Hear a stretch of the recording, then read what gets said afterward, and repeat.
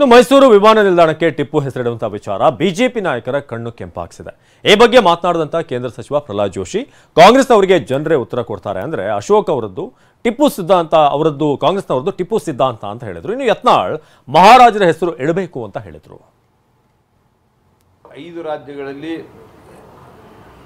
ಇಲ್ಲೇ ಒಂದು ರಾಜ್ಯವನ್ನು ಬಿಟ್ಟರೆ ಎಲ್ಲ ಕಡೆ ಹೀನಾಯವಾಗಿ ಸೋತಿರೋದಕ್ಕೆ ಇವತ್ತು ಕಾಂಗ್ರೆಸ್ ಪಾರ್ಟಿಯ ಈ ತುಷ್ಟೀಕರಣ ಮತ್ತು ಇಬ್ಬಗೆಯ ನೀತಿ ಏನಿದೆ ಇದೇ ಕಾರಣ ಇದೆ. ಅದನ್ನು ಮಾಡಿದರೆ ಪುನಃ ಒಬ್ಬ ಮತಾಂಧ ವ್ಯಕ್ತಿಯ ಹೆಸರನ್ನು ಇತಿಹಾಸದಲ್ಲಿ ಸ್ಪಷ್ಟವಾಗಿ ದಾಖಲಾಗಿರುವಂಥ ಒಬ್ಬ ದುಷ್ಟ ಹಿಂದೂ ವಿರೋಧಿ ಮತಾಂಧನ ಹೆಸರನ್ನು ಇಟ್ಟರೆ ಜನ ಅದಕ್ಕೆ ಉತ್ತರವನ್ನು ಕೊಡ್ತಾರೆ. ಟಿಪ್ಪು ಒಬ್ಬ ಮತಾಂಧ. ಈ ಮಂಡ್ಯದಲ್ಲಿ ಅದರ ಟಿಪ್ಪುನ ಚರಿತ್ರೆ ಇದೆ, ಕೊಡಗಲ್ಲಿ ಚರಿತ್ರೆ ಇದೆ.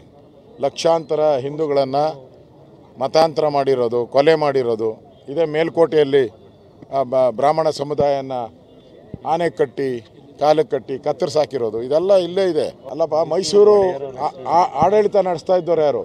ಒಡೆಯರು. ಇವ್ರಿಗೆ ಏನು ಇಲ್ದಿರ ಅಲ್ಲಿ ಬಂದು ಚಾಕರಿ ಮಾಡೋಕ್ಕೆ, ಕೂಲಿಗೆ ಬಂದು, ಏನಕ್ಕೆ ಬರೀರಿ ಅದನ್ನ, ಕೂಲಿಗೆ ಬಂದು ಹೈದರಾಲಿ ಕೂಲಿಗೆ ಬಂದಿದ್ದಲ್ಲಿ ಅವ್ರಿಗೆ ಮೋಸ ಮಾಡಿ ಸಿಂಹಾಸನ ಏರಕ್ಕೆ ಹೋಗಿದ್ರಲ್ಲ, ನಾಚಿಕೆ ಆಗಲ್ಲ ಅವ್ರಿಗೆ? ಅದು ಆ ವಿಮಾನ ನಿಲ್ದಾಣಕ್ಕೆ ಏನು ನಾಲ್ವಡಿ ಜಯಚಾಮರಾಜೇಂದ್ರ ಒಡೆಯರ್ ಏನಿದ್ರು ಅವ್ರು ಭಾಳ ದೊಡ್ಡ ಕೆಲಸ ಮಾಡಿದ್ದಾರೆ. ಇವತ್ತು ಬೆಂಗಳೂರಿಗೆ ಏಷ್ಯಾದಲ್ಲಿ ಮೊದಲ ಬಾರಿಗೆ ವಿದ್ಯುತ್ಕರಣ ಆಗಿದ್ದು ಯಾರ ಕಾಲದಾಗಂದರೆ ಜಯಚಾಮರಾಜ ಒಡೆಯರಿಂದ.